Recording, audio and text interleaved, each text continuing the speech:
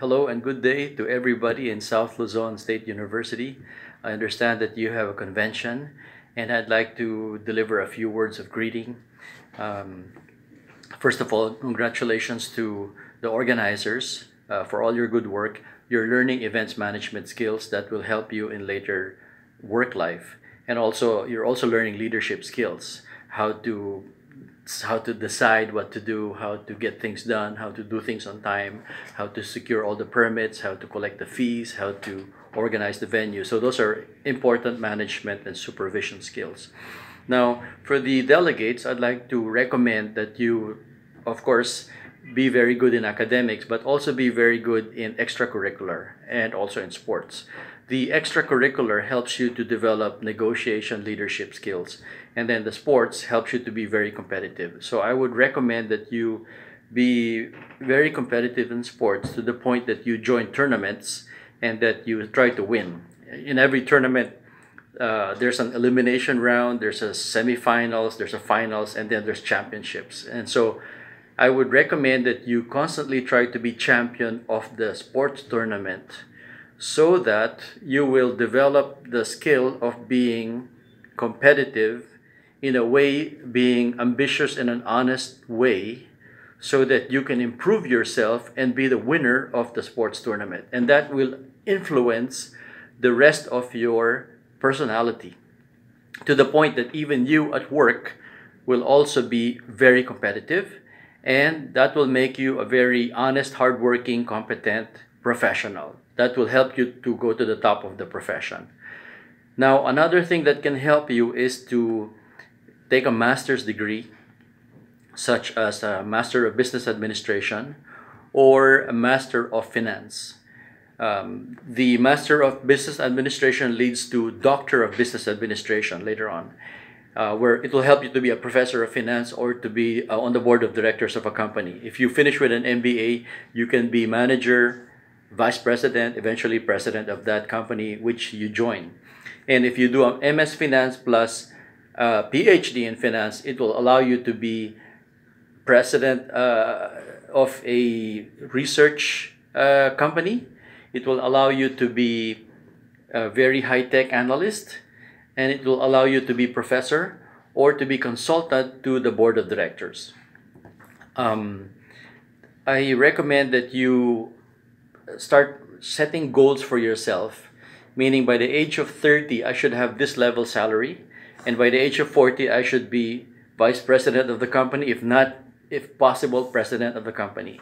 The moment you join a company, if you're going to be employed, try to impress them with your work ethic so that they will understand that you have potential to be one day president of that company.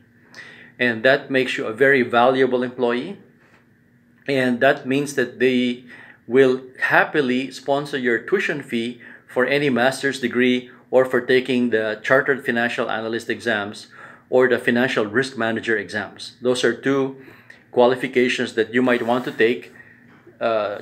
Check online for what is the CFA exam and what is the Financial Risk Manager exam, and see whether it suits your personality to be investment manager or risk and compliance officer.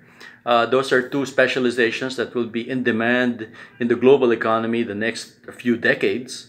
I think that when you graduate from college, you will have about 30 years of useful work life in you. And I recommend that you go as fast as possible to the top of your profession. You choose whether you're going to be in banking, insurance, investments, mutual funds, or whether you will be chief financial officer of an operating company like a manufacturing company. You can also I would recommend that you target jobs overseas, because in developed economies they have high-paying jobs and they have a shortage of qualified manpower.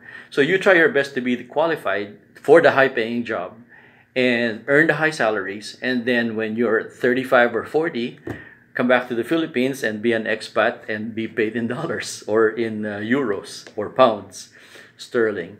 So therefore, you will be the best that you can be in a very competitive, tough environment, but which is also, in a way, somewhat more fair. I think that in developed economies, they allow you to progress based on merit more often than sad to say, in the Philippines, where sometimes it's whom you know that will allow you to go get ahead, or at least get your foot in the door. Of course, there are also stories of people who succeed locally, but I'm thinking that you might actually might have an easier time of it rising to the top of your profession if you actually target to work abroad. I know it's scary to work abroad, but accept the challenge and see if you can get a job somewhere in the developed economy internationally, where they really have good working conditions, good pay, and at the same time, you can get good study and scholarship possibilities, and they allow you to rise mainly because of competence.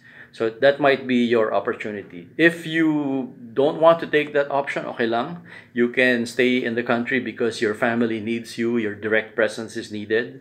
And then you can be either rising to the top in one company, or you can set up your own corporation, be entrepreneurial. So either way, I suggest that you start writing plans already, meaning I want to be an entrepreneur, or I want to be vice president of a manufacturing company. I'll be vice president for finance, or I think I can be a general manager. So start planning your career as early as now, so that you will really have an advantage over people who graduate and are wondering, what am I going to do? I have no idea what to do.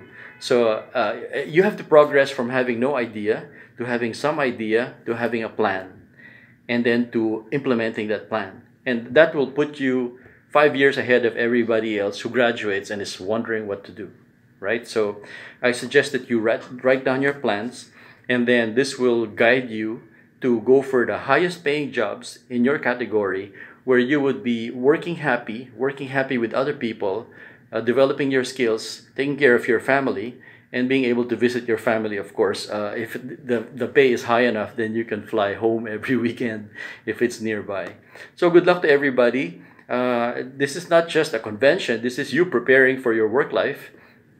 And you definitely have to take care of your friends too, and your family, so that you'll have a happy life, and then you'll have a happy career, and have a very fulfilling life with both career, family, and friends. So good luck to everybody, and good day.